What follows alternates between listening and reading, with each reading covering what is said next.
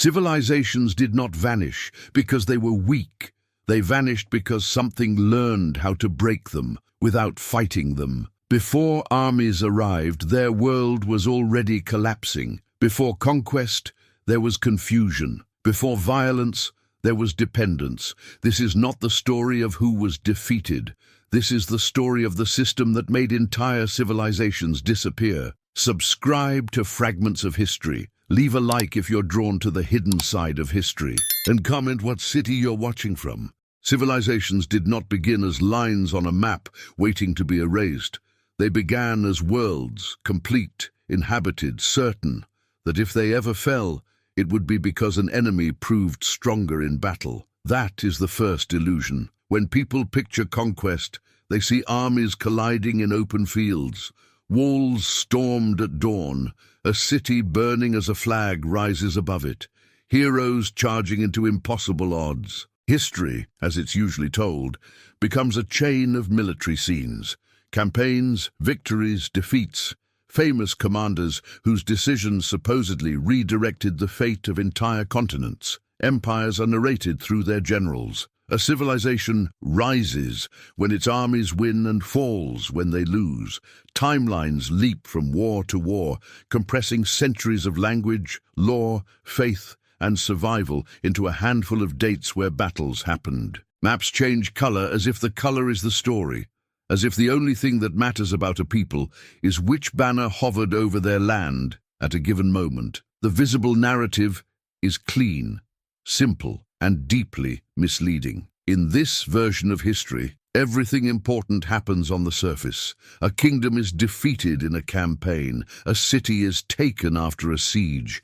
A people are subjugated when rulers sign a treaty or are killed. War becomes the lens for everything. Politics as preparation for war, culture as backdrop to war, diplomacy as the pause between wars. If the army stands, the civilization lives. If the army falls, the civilization dies. That is the story repeated again and again. But look closer at what was happening inside civilizations before the famous battles, and the picture changes. Armies do not march into healthy, stable, united worlds and casually dismantle them. They arrive after something more decisive has already taken place. Before the banners on the horizon, there are cracks in the foundations. Before the decisive campaign, there are pressures, shocks, and quiet shifts that weaken the system from within. The battle is the final scene, not the opening act. The focus on war hides this. It hides the slow, indifferent violence of disease, capable of killing more in a decade than an invading army could in a century. It hides dependence being built piece by piece, as foreign goods and foreign systems replace local structures until a civilization can no longer feed itself, clothe itself, or arm itself without the very forces that will later claim it. It hides the engineering of internal conflict, external powers quietly strengthening factions, feeding rivalries, ensuring that when the final confrontation comes, the civilization is no longer one body, but pieces already turning on each other. When history is reduced to battles, systems disappear, processes vanish. The mechanisms that decide whether a society survives or collapses become invisible. A war can be explained in pages.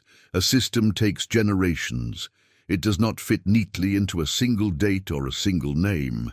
It moves through trade, belief, disease, rumor, and law. It is harder to dramatize and easier to ignore. So most narratives replace it with the simpler story. They fought, they lost, they vanished. That simplification is not neutral. It serves a purpose. If the story is that one side was stronger, more advanced, more destined to win, conquest starts to look like a kind of natural selection. Empires feel inevitable. The suffering of those who disappear becomes background noise in a narrative of progress. But if the story shifts from armies to systems, something far more uncomfortable comes into view. Civilizations did not simply fail. Many were methodically dismantled through disease, dependence, destabilization, and the slow destruction of their ability to decide their own future. The illusion of conquest suggests a clean break, One day they ruled, the next day they were gone. Reality looks nothing like that. Long before any surrender, there are years when leaders are forced into choices that are not truly choices. Years when resources are drained by crises they did not create. Years when people die from causes no enemy ever needs to openly claim. And when the final battle happens, when it happens at all, it arrives after the system has already done its work. Less a test of strength than a confirmation of what has already been lost. Look again at the maps that change color in history books. The moment a border shifts, it seems as if that is when the story changed. But the border was decided long before ink touched paper, in diseases that traveled faster than any army, in agreements that quietly rewired economies, in elites converted into reliance on foreign weapons, foreign prestige, foreign approval. By the time the line on the map changes, the civilization beneath it has already been altered into something that can be taken with minimal force. The obsession with heroes and defeats completes the illusion. A single charismatic leader can be praised or blamed for losing a civilization, as if centuries of complex existence were decided by one mind. It allows history to avoid what matters: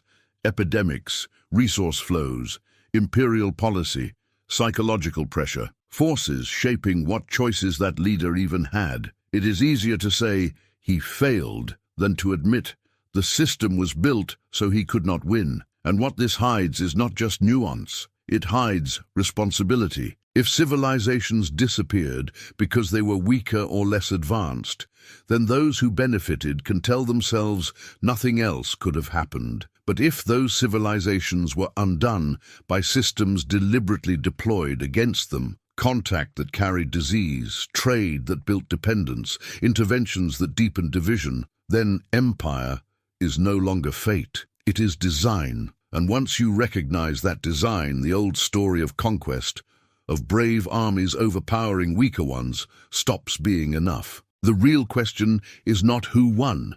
It is what was already broken before the first battle, because the moment you start tracing those breaks, you realize something unsettling. By the time the first conquering ships appeared on the horizon for many civilizations, the system that would erase them was already inside their world. The beginning of collapse never looks like collapse. It looks like opportunity. A ship on the horizon, a caravan at the edge of the desert, a new road cutting through familiar forests. Strangers arrive not with armies and banners, but with goods, stories and objects no one has seen before. Long before fear, there is curiosity. Long before conquest, there is contact that doesn't yet feel like danger. First contact rarely comes as a single dramatic moment. It unfolds in a sequence. Traders docking at a harbor, emissaries welcomed into courts, missionaries requesting permission to build a small presence on the edge of a city. There is negotiation, hospitality, calculation. Hosts weigh risks and benefits. Visitors present themselves as partners, not enemies.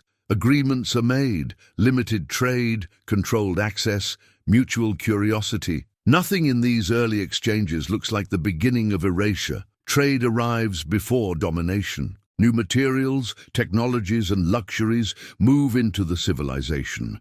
Metals with unfamiliar properties, fabrics with unprecedented colors, tools that shrink tasks that once took days. At first they are supplements, not replacements. They sit beside local goods, enhancing rather than displacing. But their impact is immediate. Elites adopt them as status. Leaders display them as proof of power. The foreign becomes a signal: modernity, sophistication, connection to a wider world. Curiosity precedes fear because the system depends on it. People want what is new. They want the advantages these objects promise. They want to feel included in something larger. The visitors encourage this. Gifts, favorable terms, knowledge offered in carefully measured doses. The message is simple: you can keep your world and just add this to it. There is no reason to see a threat. Not yet. But beneath the surface, dependence begins to form. The civilization starts adjusting its internal life around the new flow. Farmers shift what they grow to produce better trade goods. Artisans abandon older crafts to repair or imitate foreign tools. Markets reorganize around imports that become desired, then expected, then necessary. What began as a supplement becomes a backbone. The question is no longer whether to trade, but how to maintain access to what trade now sustains. Control follows dependence, but it does not announce itself as control. It arrives as negotiation. Terms tighten. Certain goods only for specific resources, certain tools only if political concessions are granted. Intermediaries appear, local figures who understand both worlds and profit from the connection. They translate expectations, smooth disputes, argue that cooperation is essential. They become indispensable bridges, and because they are indispensable, they become leverage. These intermediaries are not necessarily traitors. Many believe they are shielding their people by managing the relationship, but their position is dangerous, close enough to foreign systems to absorb their logic, tied enough to local power to reshape internal decisions. Through them, external interests seep into internal debates. Should taxes change to encourage export? Should laws bend to simplify trade? Should certain leaders be favored because they understand the new world better? Cultural cracks appear where the pressure is strongest. Elders question reliance on foreign goods. Younger generations treat them as normal, even essential. Some elites embrace the visitors, others reject them, forming factions not along traditional lines, but around attitudes toward the new relationship. Old hierarchies that once held the civilization together begin to fracture over adaptation versus resistance. Disagreement over objects becomes disagreement over identity. Internal destabilization starts as argument and hardens into strain. Institutions built for a different world struggle to absorb the speed of economic and cultural change. Councils meant to resolve local disputes now face treaties, external debts, trade monopolies. Bureaucracies that once managed predictable cycles of harvest and ritual are forced to respond to shifting prices, volatile demands, foreign expectations. Mistakes multiply. Corruption finds new channels. Trust in leadership begins to thin. The system opens from within. To keep access to the goods and the advantages they seem to bring, the civilization rewires itself. Ports expand for foreign ships. Roads are rerouted to prioritize trade corridors. Production is redirected toward exports demanded elsewhere. Belief systems are reinterpreted to justify new dependencies. None of this feels like surrender in the moment. It feels like adaptation. It feels like survival. Yet each adaptation changes who controls what flows through the civilization. Foreign merchants gain influence over bottlenecks. External powers learn the internal anatomy. What is scarce, who is desperate, where authority is contested. The more open the system becomes, the more easily it can be steered by hands that do not live inside it. The capacity to decide for itself narrows, even as leaders insist they are making rational choices in a changing world. From the outside, nothing looks broken yet. No fallen cities, no ruined temples, no mass graves. The civilization appears active, sometimes even prosperous. Trade expands, new goods circulate, foreign advisors speak the language, walk the streets, sit near councils. People argue, yes, but people have always argued. Inside the system it still feels like control. The idea that collapse has already begun would sound absurd. But step back, and the structure shifts into focus. Food systems increasingly tie themselves to external markets. Political decisions bend toward those who profit from foreign ties. Internal debates begin to use terms introduced from outside. The sense of what is possible, what is necessary, what is inevitable, quietly changes. The opening created by first contact is not only economic, it is psychological, institutional, existential. Collapse does not begin when the first foreign soldier steps onto shore. It begins when a civilization's ability to define its own reality starts to erode, when leaders must constantly consider not only what is right for their people, but what will keep the system of contact satisfied. That is the real beginning, the moment when saying no stops feeling like an option. And once that moment passes, the next phase becomes possible, when what arrived as trade, curiosity, and opportunity begins to carry something else with it, something that will break the civilization's body long before anyone draws a sword. Disease rarely arrives with an army. It arrives on breath, on skin, in water, in the warmth of crowded markets where strangers have only just begun to trade. The same roots that carried metal, cloth, and stories now carry something else. Organisms no one has names for, moving silently through bodies with no inherited defenses. What looked like opportunity during first contact becomes exposure, and a system open to the world discovers the world has entered it in ways it cannot control. Biological shock is not just sickness.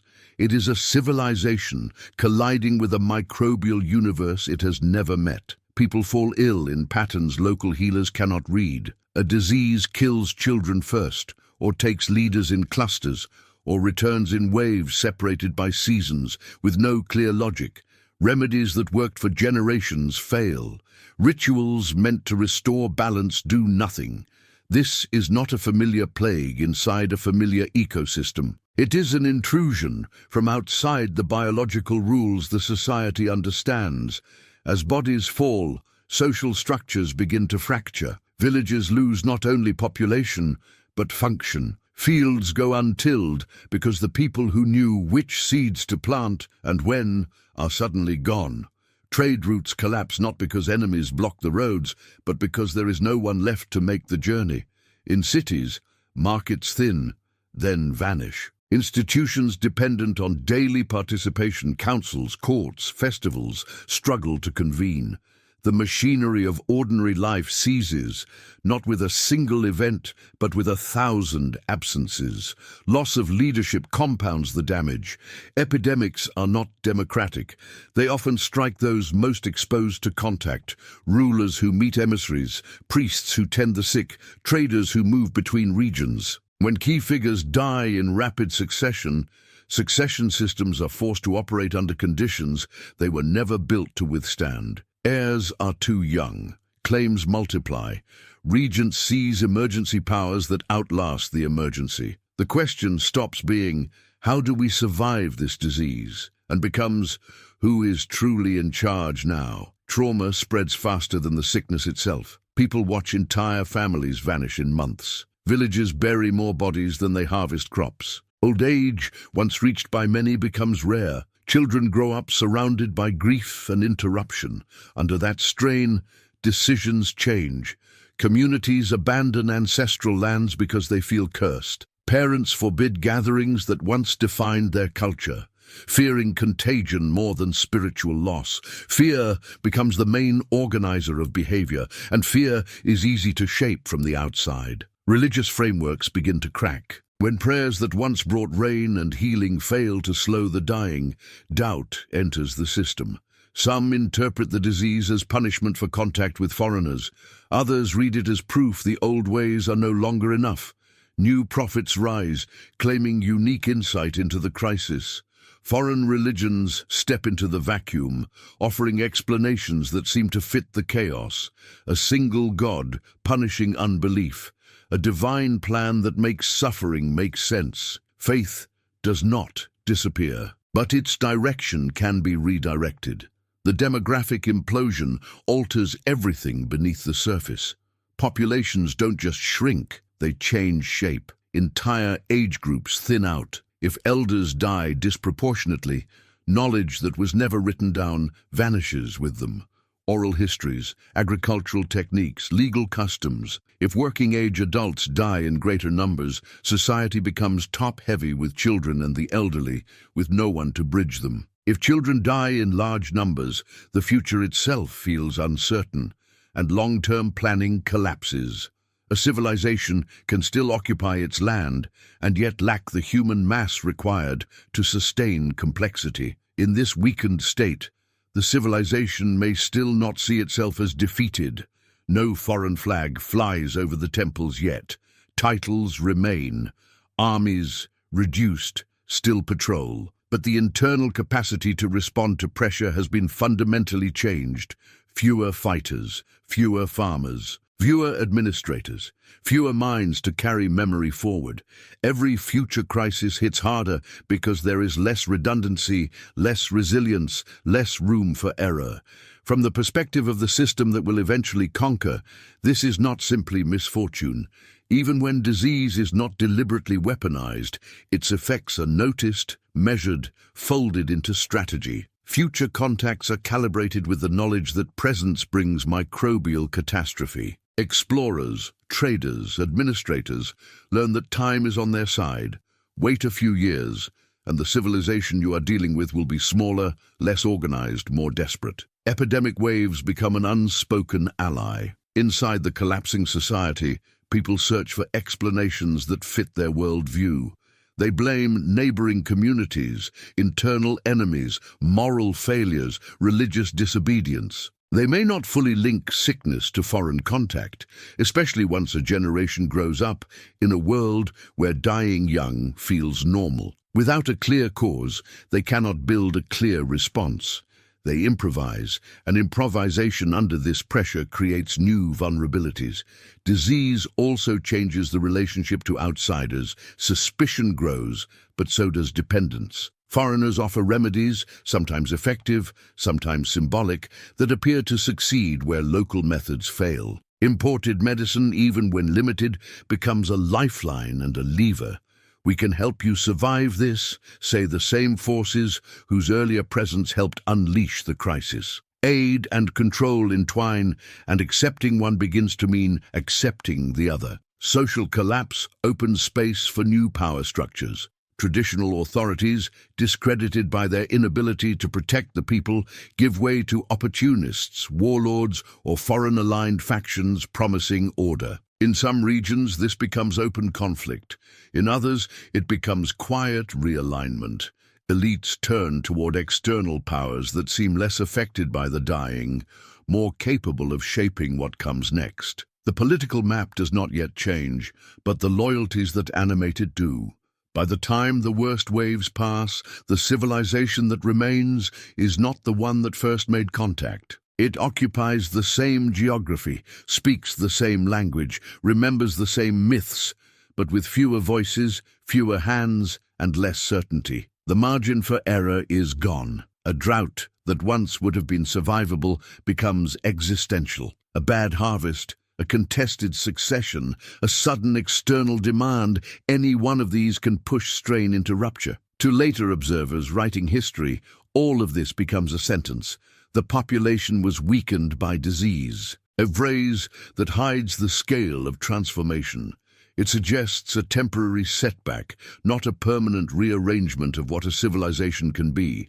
It implies that when armies finally arrive, they confront something resembling the society that existed before. In reality, they enter a landscape where the most devastating battles have already been fought inside bodies, homes, and beliefs. Civilizations are said to fall when an army plants a flag in the capital. But the invisible weapons, the pathogens, the psychological shock, the demographic collapse, do most of their work long before that moment. They do not conquer in the way stories prefer to show. They hollow, they exhaust, they turn a world that once could resist into a world that can barely stand. And it is in that exhausted silence, after the dead are buried, and the survivors learn to live with absence, that the next part of the system moves into place, not to destroy what remains, but to offer help, trade, and partnership to a civilization that no longer realizes how much it has already lost.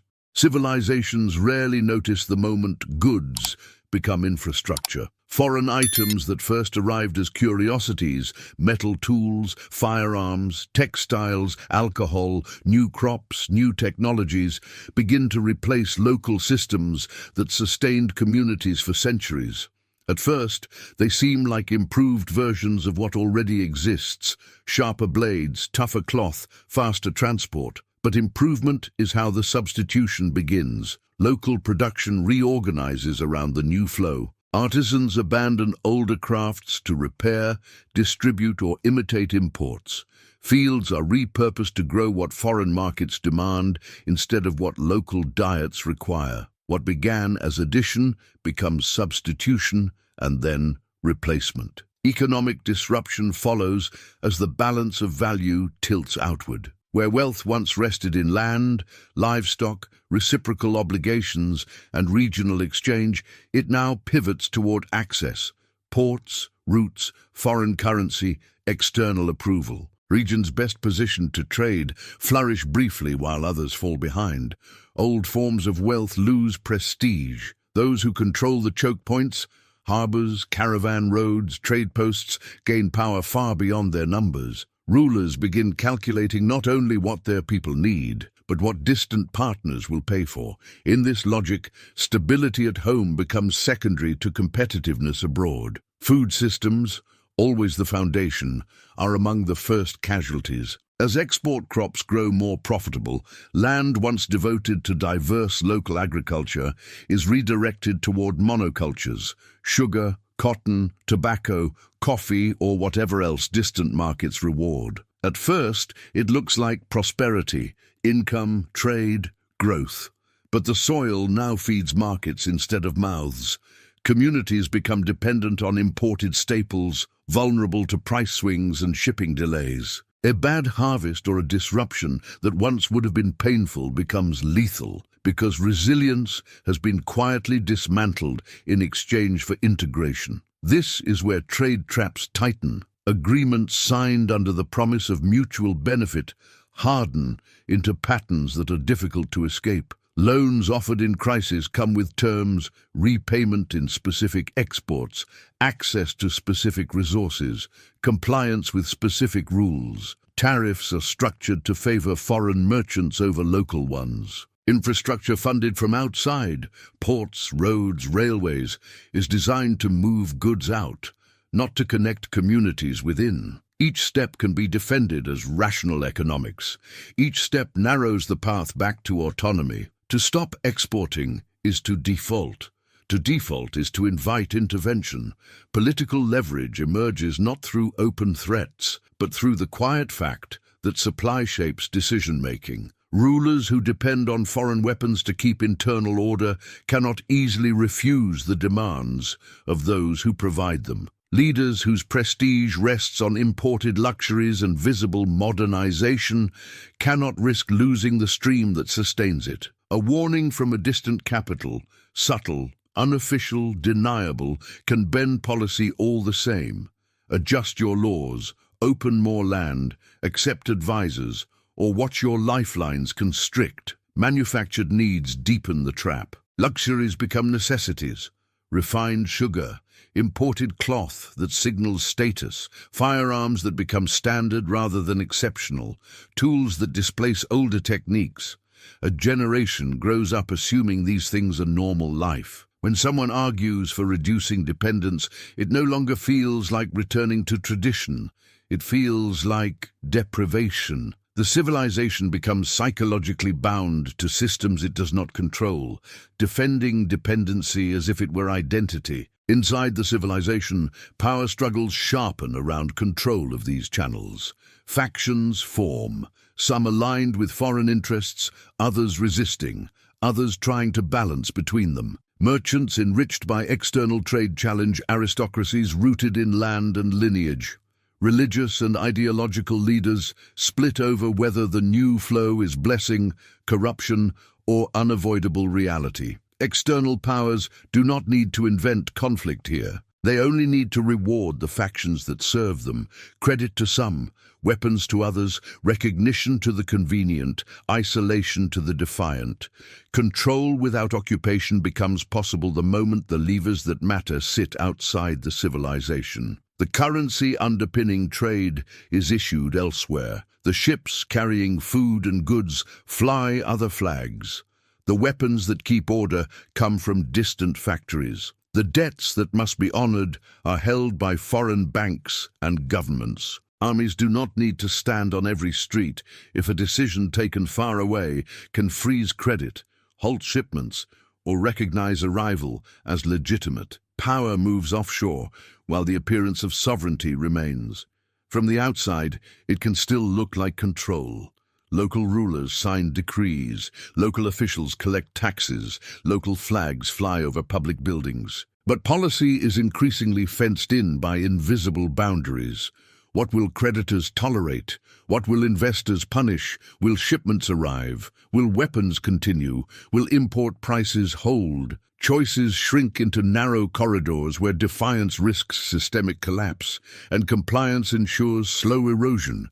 For ordinary people, the consequences arrive as instability they did not choose. Prices rise and fall in response to distant events they never see. Shortages appear in fertile lands because exports cannot be interrupted. Work bends toward serving external markets even when local needs go unmet. Protests are suppressed with weapons made elsewhere. The sense that we decide our own fate fades, replaced by something quieter and more dangerous. We can only endure what is decided for us. By this stage, conquest in the traditional sense becomes almost redundant. Military occupation is expensive, visible, disruptive. The existing arrangement is cheaper, cleaner, more efficient. Why send an army when loans, contracts, and trade routes already ensure compliance? Why provoke resistance when dependence can be framed as partnership, modernization, globalization? The civilization remains nominally independent, yet its most critical decisions align, again and again, with the interests of whoever holds the structural levers. Later histories will describe this era in neutral language: economic integration, expanding trade, modernization. The violence embedded in these processes, the loss of food security, the dismantling of local industry, the humiliation of leaders forced into signatures that narrow their future, gets flattened into abstractions. The system disappears behind individual blame. This ruler was corrupt.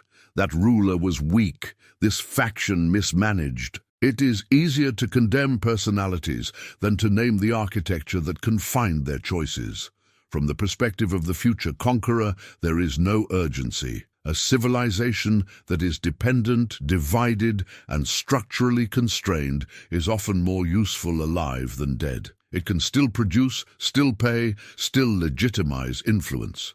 Only when a line is crossed, when resistance grows, when debts fail, when rivals threaten to claim the same prize, does direct control become attractive. Until then, the system works best in the shadows, shaping outcomes without ever announcing itself. And so when armies finally appear on the horizon, the decisive moment will seem to have arrived. But the truth is more unsettling.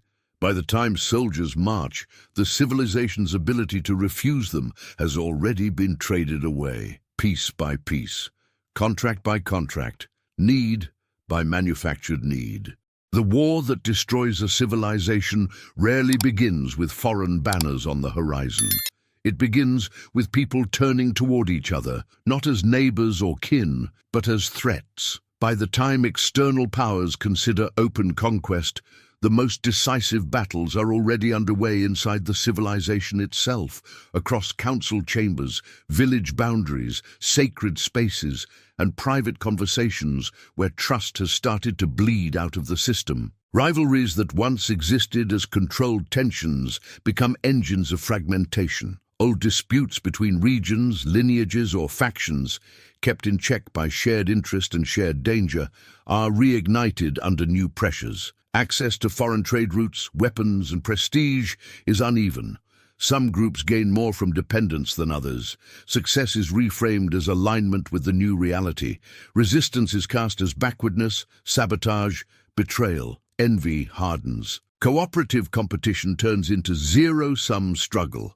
Civil conflict emerges not as a clean war with clear sides, but as overlapping crises. Local militias form to protect their communities, then clash with other militias doing the same. Cities split into zones controlled by rival factions, each claiming legitimacy. Central authorities, already weakened by disease, debt, and dependence, attempt to impose order and instead inflame tensions by appearing to favor one side. Violence becomes sporadic, then routine.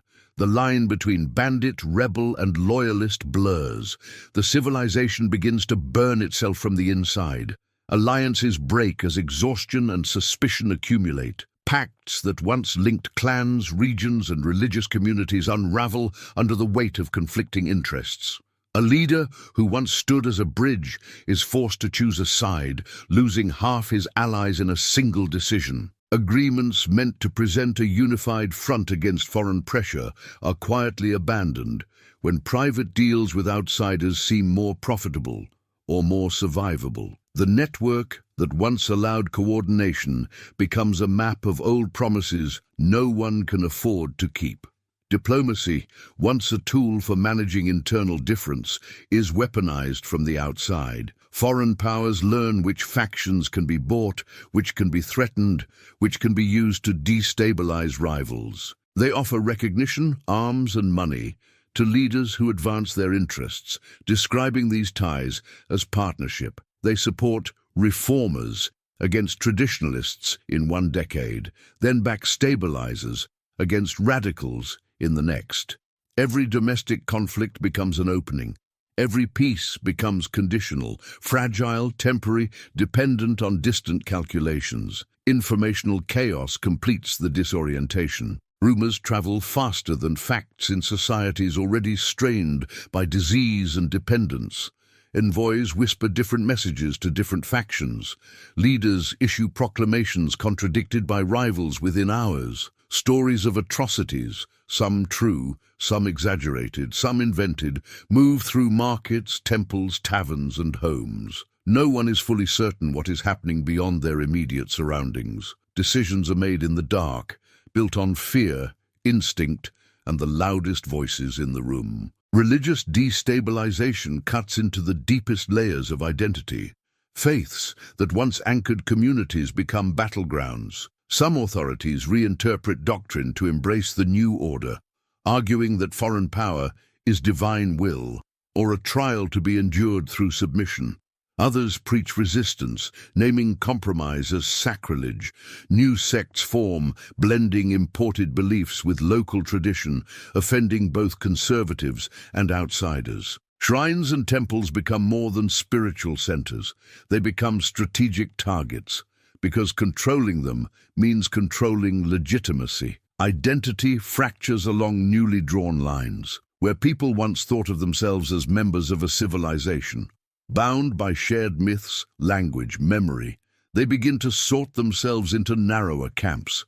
Region against region, city against countryside, reformer against traditionalist, convert against non-convert, collaborator against resistor. These identities are reinforced by money, protection, and the brutal arithmetic of survival. Safety depends less on one's place in the old order than on which patron, faction, or foreign ally stands behind them. In this environment, loyalty becomes both priceless and fragile. Leaders demand it but cannot guarantee protection in return. Ordinary people choose sides based on who can keep them fed and alive that week. Betrayals multiply, not always from malice, often from desperation. A guard opens a gate because his family is being held elsewhere. A commander stands his men down because the alternative is annihilation. Each act of survival chips away at the possibility of unity later. Later histories compress this into simple labels: civil war, factional struggle, dynastic crisis, neutral phrases that flatten years of fear, hunger, shifting allegiance, and moral compromise. They also hide how external systems amplified every internal fault line, how foreign guns, loans, and promises flowed unevenly, how recognition was granted to some and denied to others. What remains in the simplified narrative is only this: they could not stay united. Inside the collapsing civilization, the sense of a shared we dissolves. When someone says "our people," the question becomes, which people? The idea that a single civilization is at stake becomes harder to defend when daily life is shaped by conflict with others who technically belong to the same world. The psychological ground is prepared for conquest not by defeat in battle, but by the defeat of the belief that the civilization is one thing worth defending together. At this stage, external powers barely need to push. They can wait and watch as rival leaders weaken each other, as militias drain their ammunition, as cities burn their own granaries, rather than let them fall into enemy hands. When intervention comes, it can be framed as peacekeeping, arbitration, restoring order. Some factions even invite it, preferring a foreign guarantee to annihilation by domestic enemies. The war inside achieves what no outside army alone could. It makes external rule feel like relief. And when finally one side wins the internal struggle, it often does so with foreign backing, foreign weapons, foreign debt. Victory arrives already entangled in obligations that narrow what victory can mean. The new order steps into power, carrying within it the terms of its future control. The civilization may appear to have chosen its rulers, but the framework in which that choice was made was designed elsewhere. By now, the civilization is still physically present, its cities, its people, its language, but its capacity to act as a coherent subject in history has been shattered. It no longer decides its future as one body. It reacts, faction by faction, leader by leader, to pressures it did not design and cannot stop. And that is the moment the outside world waits for, when the loudest war is inside the civilization, and the quietest hand belongs to those who never had to fire a single shot to make it bleed. By the time armies finally appeared on the horizon, the societies they marched toward were no longer the worlds that had first made contact. They were shells, still standing, still populated, still speaking their own languages, but internally rearranged by years of disease, dependence, internal conflict, and systems they did not control. What looked, from a distance, like a confrontation between two powers was closer to a final inspection of damage already done. Leadership, once a web of councils, elders, chiefs, courts, or royal households, now existed in fragments. Some leaders had died in epidemics, leaving rushed successors and contested claims. Others had bound their authority to foreign alliances and could not move without weighing external approval. Factions claimed to represent the people, but each spoke for only a portion of a shattered whole. When invaders demanded negotiation, there was no single voice capable of answering for the civilization. Only competing voices, each too weak to claim legitimacy without doubt. Populations were exhausted in ways that never appeared in battle reports. They had endured waves of sickness, cycles of hunger intensified by export agriculture, and internal violence that turned neighbors into enemies. Many had been forced to move, displaced from ancestral lands into overcrowded towns, or pushed into frontier regions that offered less security. The energy required for prolonged resistance had already been spent on survival. People still had weapons, they still had pride, they still had anger, but the reserves needed for sustained collective struggle had been drained by crises that conquest narratives rarely record. Psychological surrender often began before any formal surrender was signed. Communities that had watched their systems fail, food, justice, leadership, belief, had already absorbed a sense of inevitability. Foreign power was not only stronger, it seemed more coherent. Ships arrived on time. Ammunition did not run out.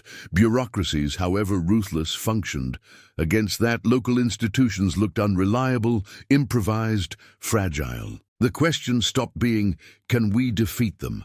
And became, will resisting them destroy what little we have left? Strategic inevitability was not just emotion, it was structure. Terrain that once favored defenders had been mapped, charted and shared through earlier trade and missionary networks.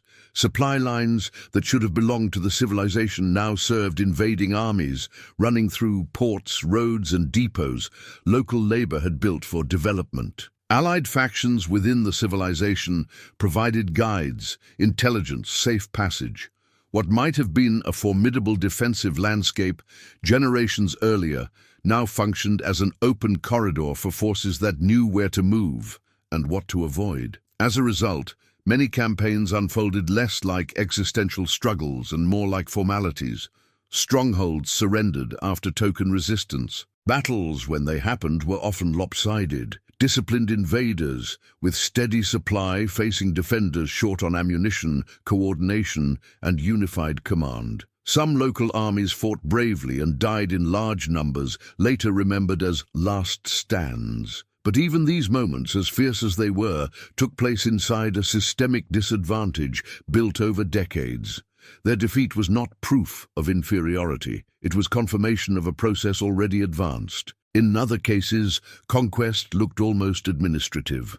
Agreements were signed, transferring sovereignty in exchange for promises, protection from rival factions, debt relief, recognition of certain elites, guarantees that local customs would be respected. Flags rose over forts that had not been taken by force.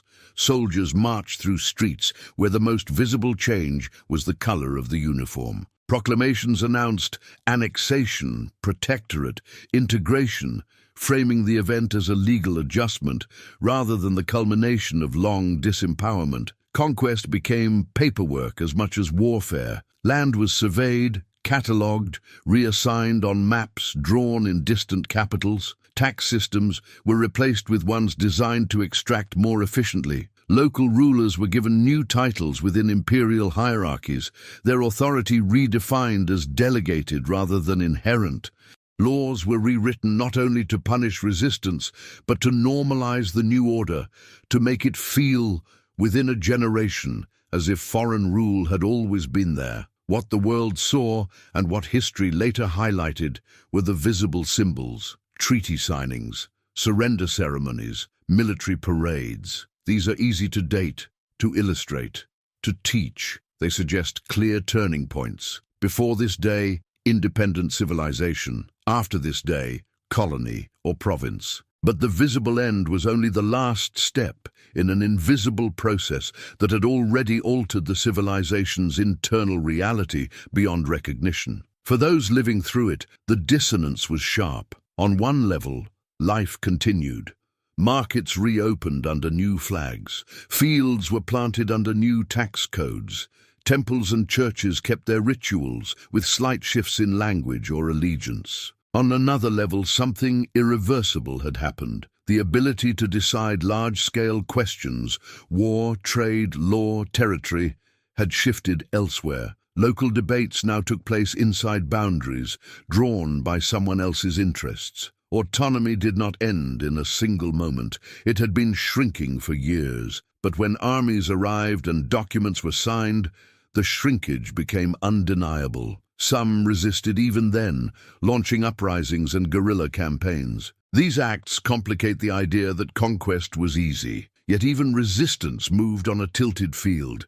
Invaders had access to global supplies, reinforcements, and information. They could afford to lose and return stronger. The civilization, already weakened, could not.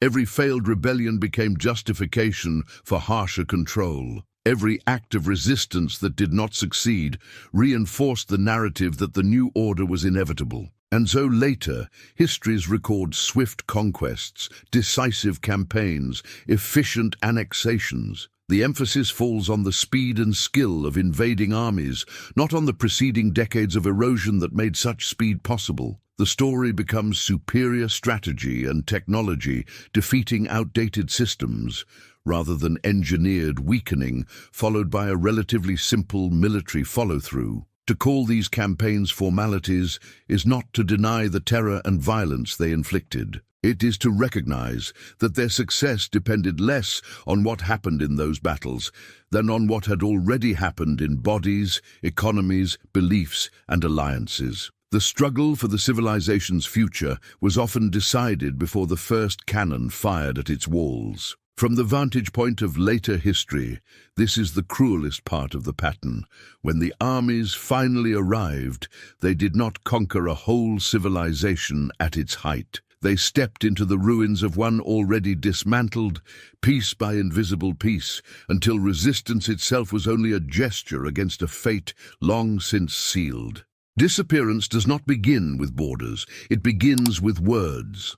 Once conquest is formalized, pressure turns toward language, the core of how a civilization thinks, remembers, and teaches itself who it is.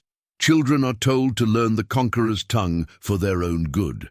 Schools shift instruction away from native languages toward the language of administration and opportunity. Over a generation, the sound of the old world recedes from markets, courts, and official spaces, retreating into kitchens, whispered prayers, and songs no longer sung in public. A civilization can still occupy its land while its voice is being removed. Forced assimilation rarely arrives as a single decree. It comes as a sequence of incentives and punishments that make visible difference expensive. Jobs favor those who speak, dress, and behave according to the new norms. Laws redefine what is civilized, modern, or acceptable, casting traditional practices as obstacles to progress or as crimes. Children are separated from elders in boarding schools, missions, or re-education systems meant to improve them by cutting away what connects them to their past.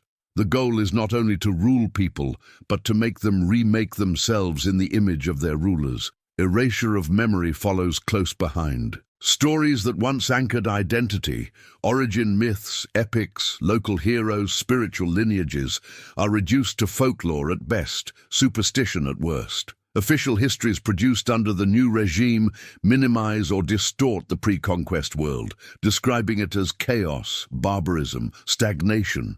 Archives are reorganized. Documents in local languages are neglected, left to rot, or deliberately destroyed.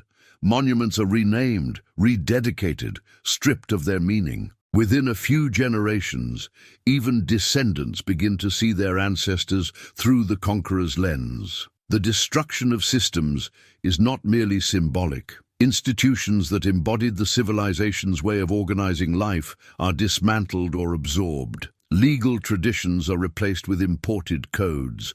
Councils, clan structures, and assemblies lose formal authority, surviving only as custom tolerated at the margins. Land tenure systems are overwritten by private property regimes that erase communal rights and spiritual relationships to territory. Health, education, and governance become functions of the occupying power. The old systems do not die because they were flawed.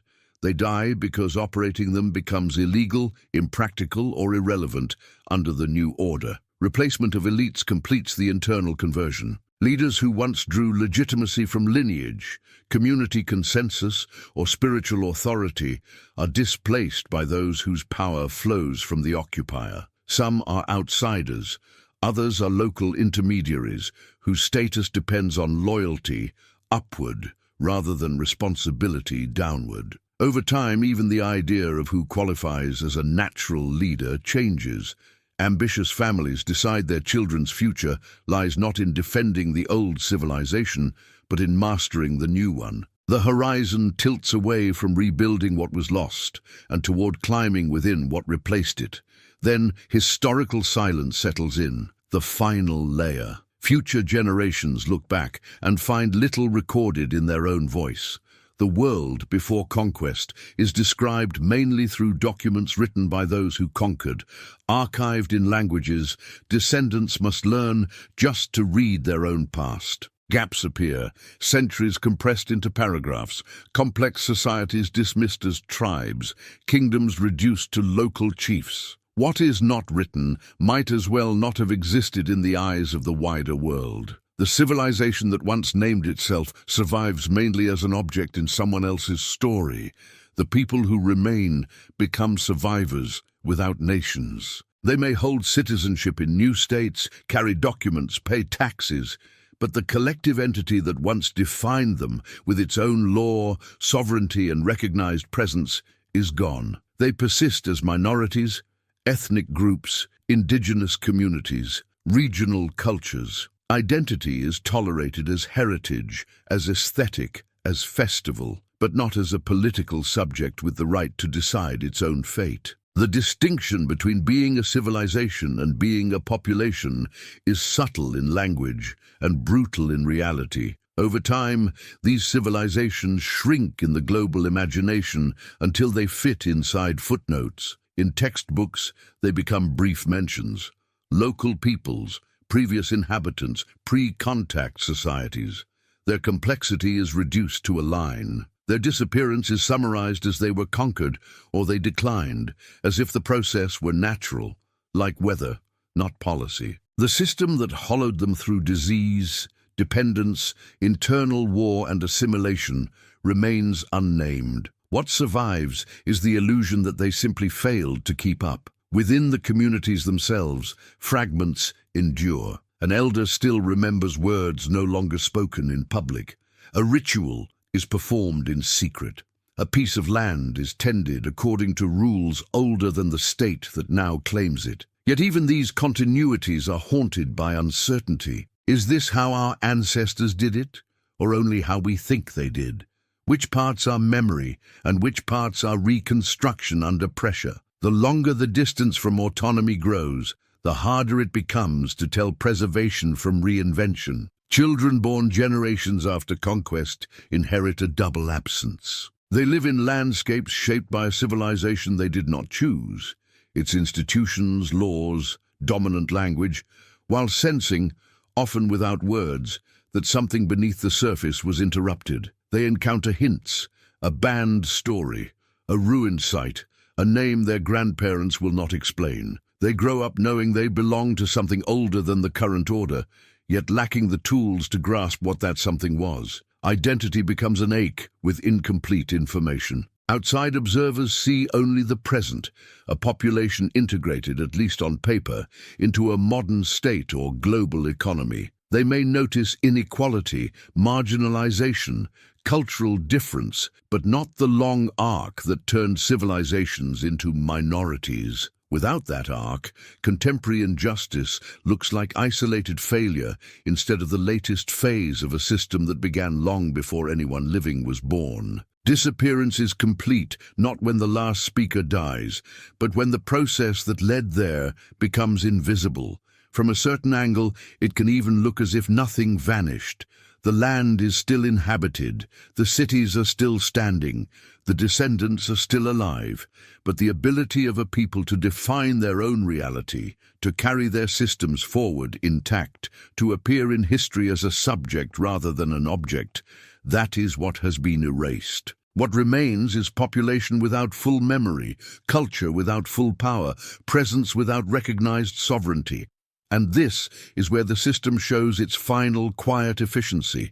It does not need to destroy every person to make a civilization disappear. It only needs to dismantle the structures that allowed those people to name themselves. Civilizations are not only defeated on battlefields, they are also defeated on paper.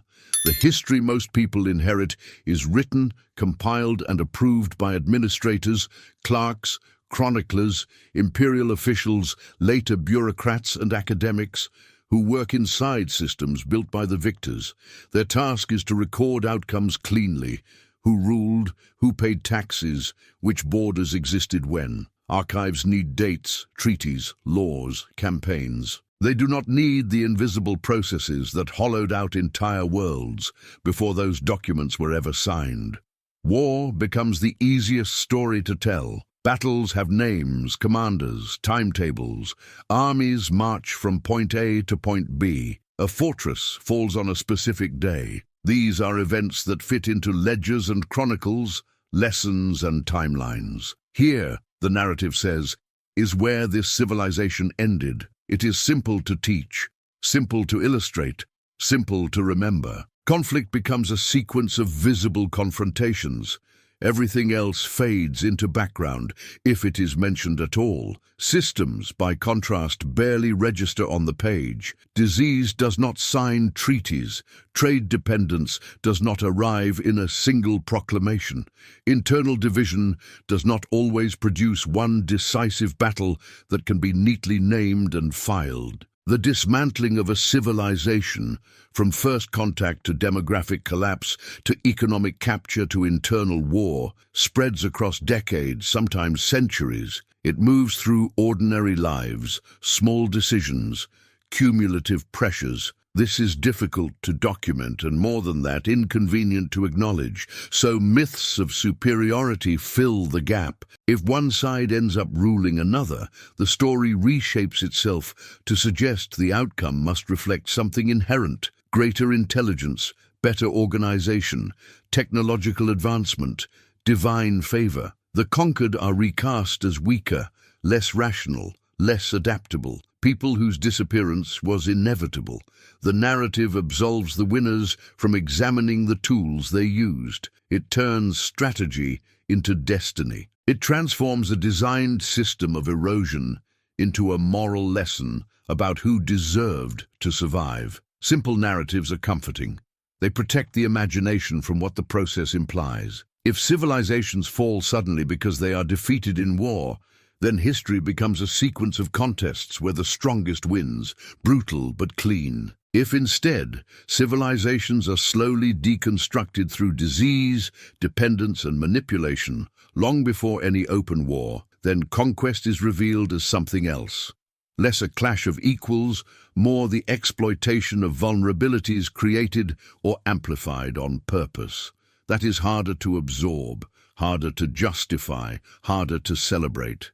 So the process is erased, not by a single decision, but by how records are made, kept, and taught. Epidemics become outbreaks instead of existential shocks. Trade becomes integration rather than engineered dependence. Internal conflicts become civil strife without tracing how outside powers armed and funded each side. Legal changes, land seizures, cultural suppression are flattened into reforms, modernization, administrative necessity. Step by step, the system disappears behind neutral language, and the lie of sudden collapse thrives in that language. Phrases like "the civilization fell" or "the empire declined" make it sound as if one day things were stable and the next they were not, as if gravity simply pulled them down. In reality, the fall is usually the visible moment when years of hidden damage become impossible to deny. A treaty that formalizes what disease and debt already made inevitable, a last battle fought by a fraction of the people who once existed, a surrender signed by leaders boxed in on every side. What destroyed civilizations was already in motion before anyone wrote the official story. Pathogens moving along trade routes, economic webs redirecting wealth outward and turning local abundance into scarcity. Alliances and rivalries stoked from outside. Religious and cultural frameworks destabilized until people no longer trusted their own institutions. Languages pushed out of public life until a people could no longer fully think, in their own terms, about their own past. Armies, when they arrived, sealed a fate already prepared. Once these systems have done their work, the administrators step in. They record the conquest, file the treaties, redraw the maps, produce the documents future historians will treat as primary sources.